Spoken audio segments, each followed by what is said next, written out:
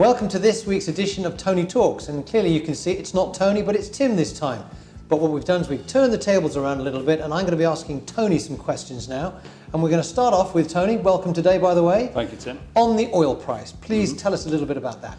Well, what we saw last week was the biggest weekly gain in 2017. Brent crude is currently around about $53 a barrel. And I think the reason for this is that there is talk about the extension of the OPEC output cut deal, which has obviously had a very positive impact on the market. That combined with the shale producers in the US, I think we're going to see positivity in the oil price going forward. Excellent news. Obviously some big news that's happened recently as well. I mean, obviously Article 50, the Lisbon Treaty, has just been triggered by the UK. Any ideas on that? I know I'm talking about crystal ball stuff here, but please give me some insight. Well, Tim, I mean, it's very, as you just said, I mean, a lot of it is crystal ball gazing, but already we're seeing, Theresa May presented the letter to Donald Tusk last week, and already a spat about it, in particular linking trade with security. And also the other day, recently, the status of Gibraltar as part of the United Kingdom. I think one thing is pretty obvious. What we're going to see over the next 2 years is volatility in the currency and in the stock markets as markets react to the next bit of news that comes out of the negotiations. So rocky times ahead. Definitely. I suppose some element of contagion as well. What's going to happen in the rest of the EU now that UK actually has triggered it?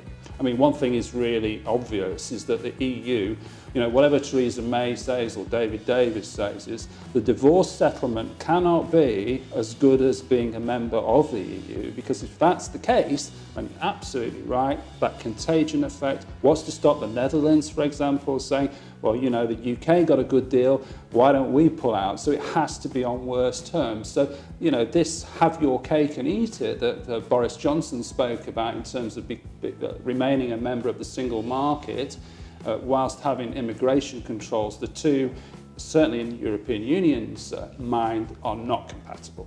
Absolutely.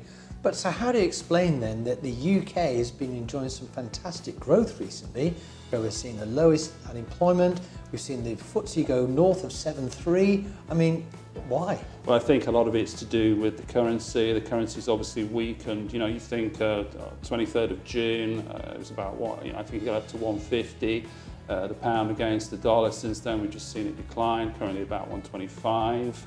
And obviously that makes the companies that do most of their business overseas, which are a lot of the companies on the FTSE 100, when they're reporting back their profits into the UK, then obviously converting it back into sterling, profits are better. So very good for FTSE 100 companies. If you look at the broader FTSE 250, where a lot of those companies are domestic, UK-based companies, and the numbers aren't as rosy. Right. So it's very good. Obviously, a weaker pound makes exports more competitive. Therefore, manufacturing and services for companies that are exporting out of the UK is very good for them, and we're seeing obviously an impact on jobs and employment numbers and all the rest of it. A little bit of a caveat, though, of course. Imports into the UK, are more expensive. It can stoke inflation. We saw the numbers last week, 2.3%. The inflation rate from the UK. So something to watch there is the pressure on the Bank of England to raise interest rates in the future, and how does that impact on the residents in the UK in terms of cost of living, etc., etc. Interesting. And you mentioned, obviously the wider region. If we go across the pond, we talk about our favourite subject, Mr. Trump. What are we going there?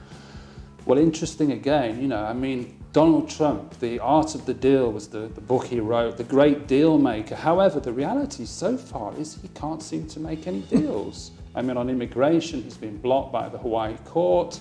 On the great healthcare reform bill that wasn't even presented to the House, Paul Ryan, the Speaker, couldn't get the support, so actually pulled it. So he's got a bit of a problem now, because people are beginning to question his ability to be able to actually put through legislation, for example, on tax cuts, on infrastructure spending. And what will the impact of that be on the Dow and on the Nasdaq and on the S&P 500? So far, they're still giving him the benefit of the doubt, but for how much longer? Thank you very much, Tony. That concludes today's Tony Talks. If there's anything you need from us, by all means get in hold of us, and we look forward to hearing from you soon.